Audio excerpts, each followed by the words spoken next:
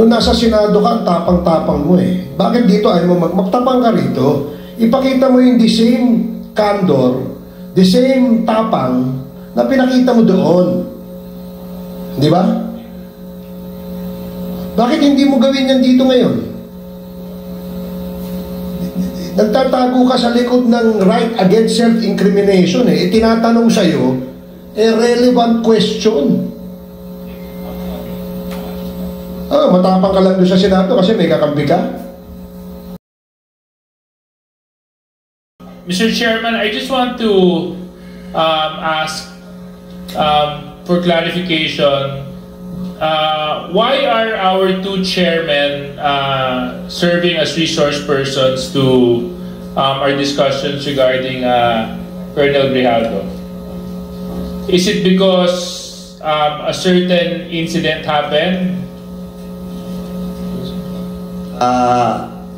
The both Chairman Abante and Chairman Dan Fernandez voluntarily volunteers to be a resource person with regards to the incident. I'd like to invoke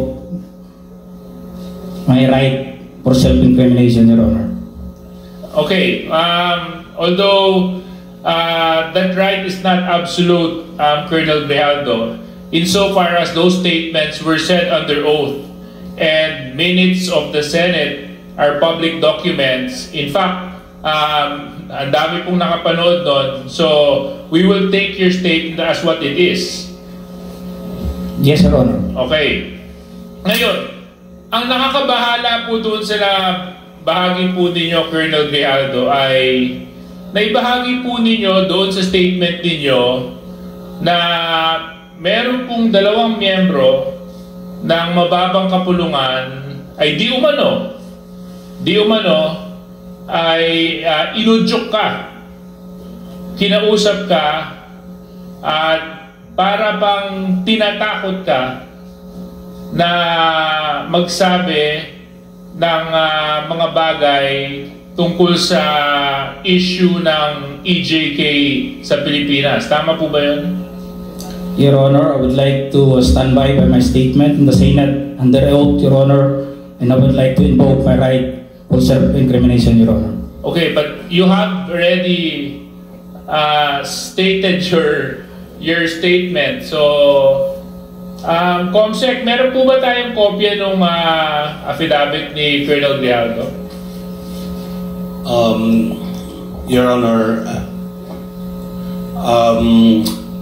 I apologize, we have not secured a copy of... But I think the very resourceful Chairman Akop will allow me to...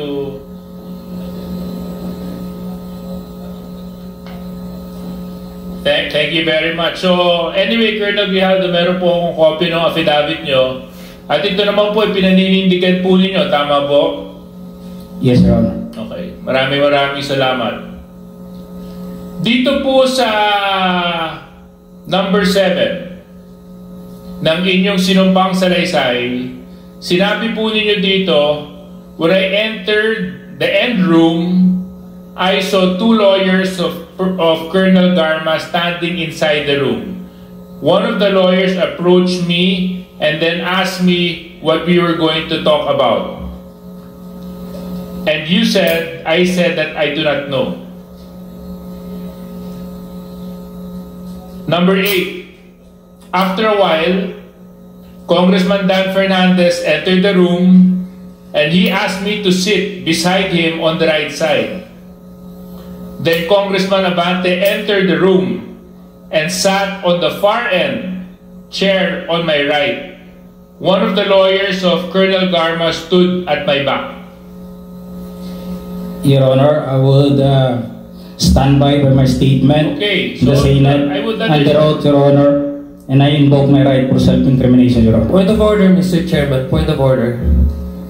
What is the point of order? I don't see any reason why our guest keeps on invoking his right against self-incrimination when Deputy Speaker J.J. Suarez was not asking him anything incriminating. He was just merely reading a portion of his affidavit. So I don't like, Mr. Chair, that this committee, that our resource person may impress upon the public that we are here to corner him and to incriminate him. Please, tigilan mo yan. Hindi naman, Mr. Chair, it's not right to invoking self-incrimination when in fact DSJJ is not asking you any questions but merely reading his affidavit. Baka naman ang message na pinapakita, Mr. Chairman, sa publiko, inagulo natin siya dito. I'm sorry, Mr. Chair, but I have to manifest this.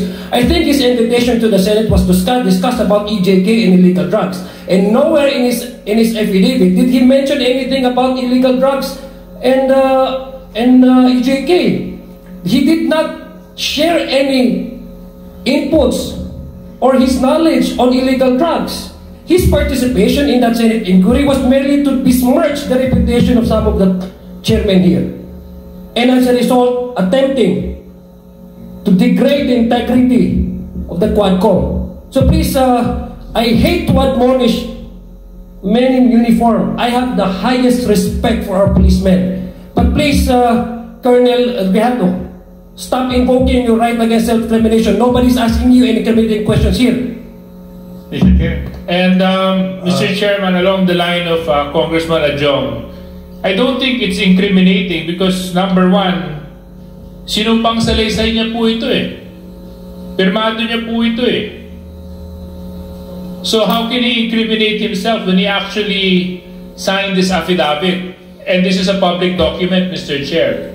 So if our resource person is invoking this right to self-incrimination, I think that is out of order.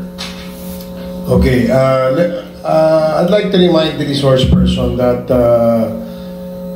the questions being asked of you are the statements you made in your affidavit. And the questions that DSJJ is asking is whether you confirm those statements that you stipulated in your affidavit. Dahil affidavit, pinirmahan mo yun, there's nothing incriminating no, dun sa tanong ni Congressman J.J. Suarez. So please, answer appropriately the questions being asked by the members. Congressman Ako?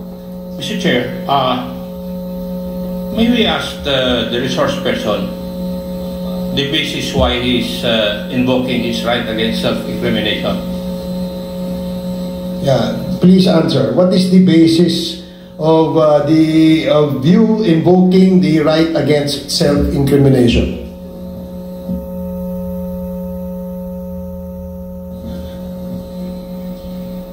Police colonel ka, investigador ka dati. You know the basic rudiments of investigation. Alam mo dapat kung kailan i-invoke yung right against self-incrimination. Di po ba? Kasi nagko-conduct ka ng investigation eh. Now, may I know your legal basis why you're invoking your right against self-incrimination?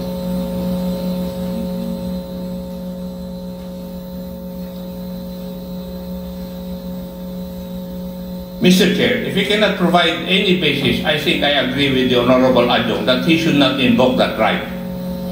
Thank you, Mr. Chair. Thank you. I share the sentiment of Congressman Akop. If indeed the resource person cannot explain to this committee why he is invoking his right against self-incriminations in reply or in response to the questions raised by DSJJ Suarez, then I would agree that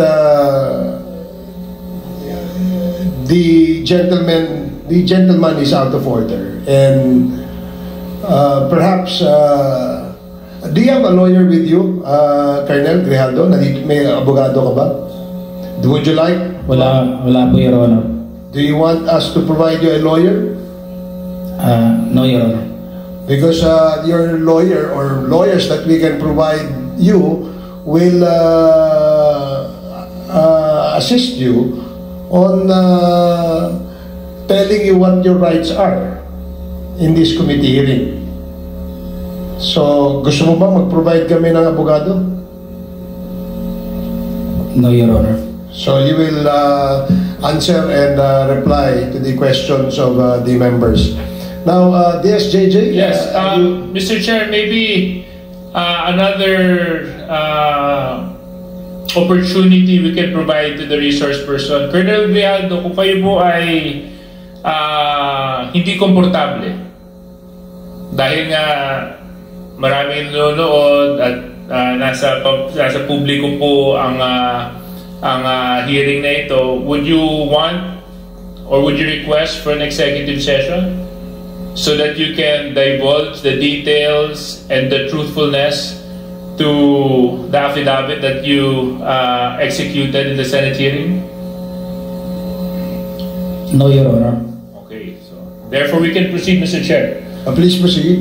So, Colonel Grijaldo, matanong ko lang po, ano po ang nag-udyok sa'yo para i-execute tong affidavit na ito? Just I have said, Your Honor, during my opening statement in the Senate, it was Tuesday. We have a hearing here on Tuesday, and we ended up on the Wednesday on the event of the Typhoon Christine. And as I have said, I go back to my home, and dinibdib ko po yung nangyari sa akin, Your Honor. And I never told this to my wife that time for 2 days. Until such time on the Friday, I was informed by the PHAW that I'll be attending a Senate hearing. So, naisabi ko dun sa asawa ko, Your Honor. And nag-a-argue pa kami kasi ayaw niya. Ako kasi gusto ko na may sabi. And sabi ko, we have to go on a Sunday Mass, and we need wisdom for this para mabigyan din tayo ng lakas ng loob para ma-resolve natin tayo kasi tayo nagkakaproblema. Hindi na rin kami nag-ano nun eh. So on the Sunday, it was on the gospel. Sabi ko, pakinggan natin kung ano man yung masabi ng gospel sa atin that day. And it was a great enlightenment and a wisdom na binigay sa akin, Your Honor. The gospel said that it's not all about the crown, but it is about the cross. It is not about the honor, but it's about the sacrifice. It's not being the first, but being the last. It's not being the great, but being the servant. Sabi ko sa asawa ko, bakit naibigay sa atin to? We have to and to sum up that, Your Honor, ang sinabi nung pare, sabi niya, it's not about the experience, because yung experience kasi natin sa buhay, it may be good or bad, but it's all about the lesson learned that time, Your Honor. So we have that courage, and even my wife submitted to my decision. And on the next day, pumunta na po ako yun. Nandun po yun, nag-narrate, ginawa ko po yun, sinulat ko po yun. And it was on that mass that time, that it is a Sunday for the PDLs. Ito sa Sunday for PDLs. Sabi ng pare, we have to give dun sa mga brothers natin na nakukulong. Hindi ko akalain na I would be the one also to experience that nung sinabi ng pare. So that's all, Your Honor. That is all that happened, Your Honor. Well, oftentimes we need experiences to encourage us and to push us to search for the truth. So I hope this hearing is one of those experiences for you, Colonel Grijaldo. Dahil ang layunin lang naman po natin dito ay hanapin, gaano man kahirap, ang katotohanan. Yun lang naman po ang hangarin natin. Wala nang iba. At kaya nga po yung dalawa po nating kinatawan na binanggit mo sa affidavit mo ay pansamantalang tumayo at umalis bilang chairman just to show that we are fair in handling this very sensitive issue. Because you made serious accusations in your affidavit, Colonel Grijaldo.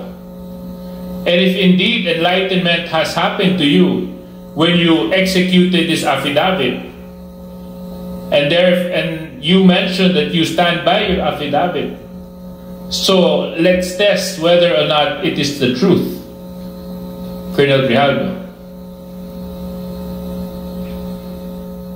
Yes, Your Honor. Okay. As I have said, I will stand by. I am humbled by my experience, Your Honor. I'm sure this, Your Honor, Honor. But Mr. Colonel Grijaldo, I will stand by with my statement. You have to understand one thing. The Senate, Your Honor. You have to understand one thing lang po. My right to self-incrimination. But you have to understand one thing, Colonel Grijaldo. Okay lang po yun kung para sa'yo. Ang problema ho, ang dami mong dinamay eh. Kung para sa'yo lang yun, hindi sana natin gagawing issue to eh. Ngunit ang idinamay mo dito ay mga taong walang kinalaman o mga inosente. Eh paano naman po sila? Paano naman po yung mga karapatan nila? Paano naman po yung boses nila? Paano naman yung katotohanan nila? Hindi pa po natin sila pahahalagahan dahil pangahawakan lang natin yung sinabi mong enlightenment mo? But they have their own rights too, Colonel Grijaldo. So, Colonel Grijaldo, siguro wag na tayong paligoy-ligoy pa. With the permission of Mr. Chairman, Colonel Grijaldo, you made some serious accusations here. In fact, so serious that it was even carried by our media news for almost a week, 2 weeks. And because of your accusations, you've tarnished the very reputation and integrity of the committee and the House of Representatives. Things that I will not allow dahil ito pong posisyon na inuupuan namin, ay ito po ay posisyon ng tiwala na ipinagaloob sa amin ng tao nagtitiwala sa amin. At kailanman hindi ako papayag na may mga tao na magdudungis at magtatapon ng kasinungalingan para sirain ang integridad ng trabaho ng House of Representatives at syempre ng komitibang ito. So Colonel Grijaldo, sinabi mo po dito sa inyong sinumpang salaysay that you were persuaded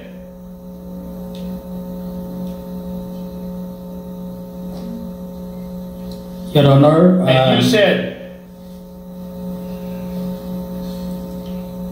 ikaw naman, Colonel, ganito lang yan. Alangan namang walang insidente o mangyayari sa panahon na yon.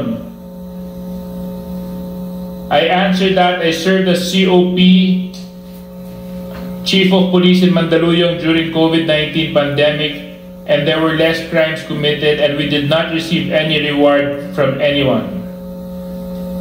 I added that we only received funds as additional MOOE support fund for the Peace and Order Fund of the LGU. But dito po sa earlier part, sinabi mo that you were persuaded. Is this true, Colonel Grijaldo? Your Honor, I will stand by my statement in the Senate under oath, Your Honor, and I would like to invoke my right for self-incrimination, Your Honor. That is out of order. Let it be of record that the statement made by this resource person is out of order. Please continue, Congressman Suarez. Number 17, sinabi nyo dito, I then respectfully told Congressman Dan Fernandez that anyone can debunk my statement if I confirm the testimony of Colonel Garma about DDS in 1999. Since I was not a member of the PNP at that time and I have no knowledge as to the reward system. Additionally, I said that the work of policemen are noble, that requires great sacrifice even without reward or award. It is our moral obligation and a call of duty to serve our country and our people. If I may continue, Colonel Grijaldo. At sinabi mo, Congressman Dan asked me, Colonel Garma, anong masabi mo sa kanya tungkol kay Barayuga? I politely told him I cannot comment on the case when I respectfully answered him, Sir, mahirap yan. Kasama kami sa nag-iimbestiga at hindi ko alam kung anong kinalaman niya at may investigasyon din kami. Baka ma-incriminate ako, sir. Tama po ba ito, Colonel Grijaldo? Your Honor, yes or no lang po, I will stand by my statement in the Senate under oath, Your Honor, and I would like to invoke my right of self-incrimination. Again, the resource person is out of order. Let it be of record that he is continuously disrespecting this committee by refusing to answer appropriately to the questions propounded by the member. Alam mo, Colonel, if I may, DSJJ, binibigyan ka namin ng pagkakataon dito eh. Nung nasa Senado ka, tapang-tapang mo eh. Bakit dito ay mo magtapang ka rito? Ipakita mo yung the same candor, the same tapang na pinakita mo doon. Di ba? Bakit hindi mo gawin yan dito ngayon? Nagtatago ka sa likod ng right against self-incrimination eh. Tinatanong sa'yo, relevant question. Matapang ka lang doon sa Senado kasi may kakampi ka. Dito ka magpakita ng tapang mo. Hindi yung nandun ka lang. Alam mo, ang mahirap kasi sa'yo, gusto lang nating malaman ang katotohanan sa likod nito. Ang dahil mo ng ginawa eh. Dinamay mo pa yung mga kasama na, hindi dahil sa kasama namin sila, kundi hindi tama ang nangyari at ginawa mo. You are trying to besmirch the reputation of this committee. Itong committee ito, hindi ito gawa-gawa lamang. Ito'y pinapayagan ng ating saligang batas. Ito'y pinapayagan at pinayagan ng 300 mahigit na membro ng Kongreso na kung saan ay merong mandato ng taong bayan. Kaya wag mong bastusin ito. Yung tapang mo, nawawala eh. Tawagin mo yung kakampi mo. Ang hirap, alam mo, Colonel, nag-imbento ka ng kwento. And then you speak about honor. And then you speak about the gospel of that was given to you by a priest, talking about honor, and which, alam mo ba kung bakit merong honor? Pag hindi ka sinungaling, may honor ka. As simple as that. You're a police officer and you should have kasi yun ang dito eh. Anyway, DSJJ, you can... Well, I totally understand the frustration of our chairman. In fact, it is the same place where I'm extracting my frustration from. No? Kasi nung Senate hearing, napanood ko yung binanggit mo, Colonel Grijaldo, at ako naman, araw-araw, hindi naman araw-araw, na tuwing magkakaroon ng Quadcom hearing, nandito ako. I make it a point I even come early. So, Colonel Grijaldo, you mentioned in your affidavit and even in the Senate hearing that you were coerced. Coerced by certain members of this committee Totoo ba yun? Oo, hindi. Your Honor, I would like to invoke Oo, my hindi. rights. It's a simple yes or no.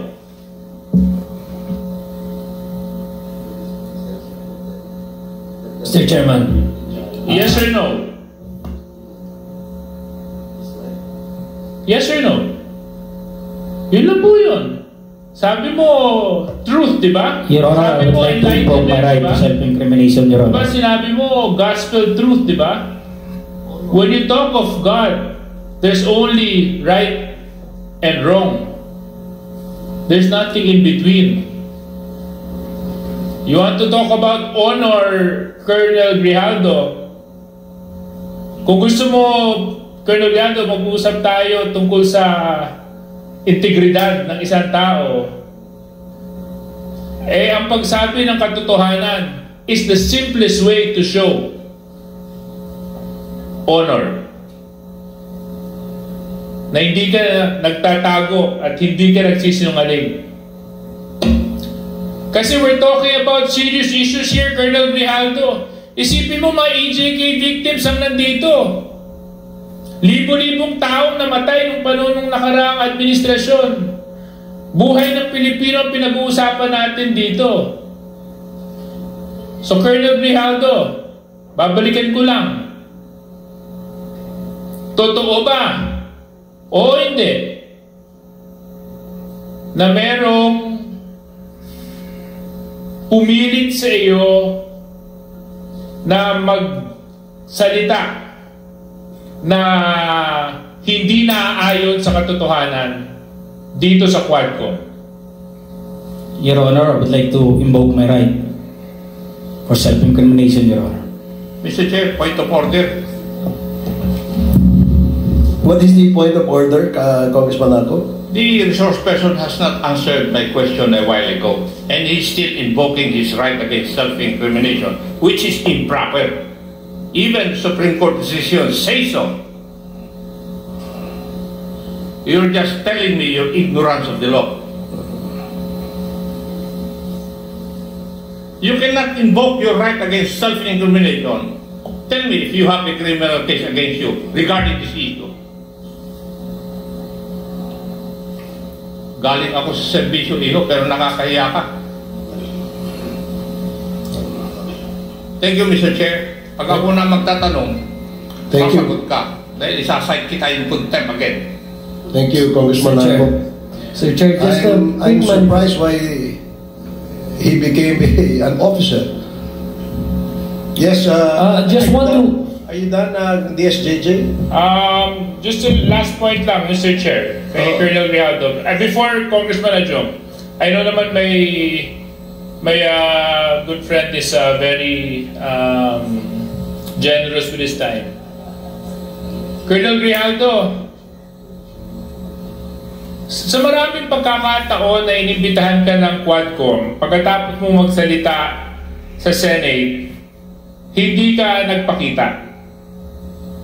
At ang dinadahilan mo ay meron kang left shoulder injury. Tama po ba yun? Yes, Your Honor. Was that incriminating, Colonel Grijaldo? Was that answer to your shoulder incriminating? Hindi naman, di ba? Ang dinadahilan nyo, kaya hindi kayo nakakadalo dahil maya po kayo ipinapasok sa Pasig Hospital dahil nag-undergo po kayo ng therapy sa inyong kaliwang balikat. Tama po ba yun, Colonel Grijaldo? I have my left shoulder operation, Your Honor. You have your... Left shoulder operation, Your Honor. So, inopera din po kayo? Yes, Your Honor. Okay. Tapos, Colonel Grijaldo, ang nakakapagtaka po, yung ilan sa mga pinadala nyo pong mga dahilan kung bakit hindi po kayo makakadalo ay nanggaling sa isang klinika na matatagpuan sa isang mall.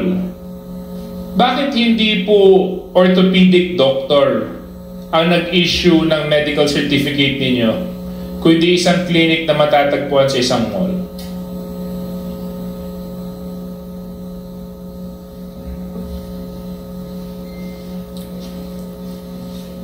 the doctor who operated me, Your Honor, is a professional, Your Honor. I'm not asking you whether or not your doctor is a professional. I hope he's a professional. Yes, Your Honor. Because if he wasn't a professional, then may God be with you, because he conducted surgery on you. Yes, Your Honor. So thank God he's a professional. But Yes, I'm not asking the qualifications of your surgeon.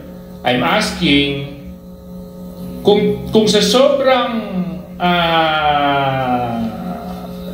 laki ng dinadala mong problema sa inyong kaliwang balikat at kinailangan po itong operahan, bakit isang klinika sa isang mall ang nag-issue ng medical certificate mo at hindi isang orthopedic surgeon?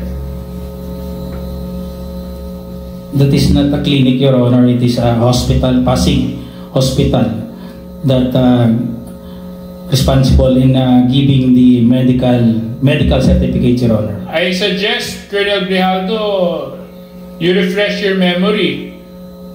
Kasi yung isa sa mga una mong pinadala sa amin ay nung amin pong sinearch yung address, mall po ang location niya. So again, Colonel Grijaldo, I'm asking you, it's not too hard. Sasabi lang po kayo ng katotohanan. Kayo po ba nung panahon yun ay umiiwas dito dahil nakapagsalita kayo sa Senado? Colonel Grijaldo?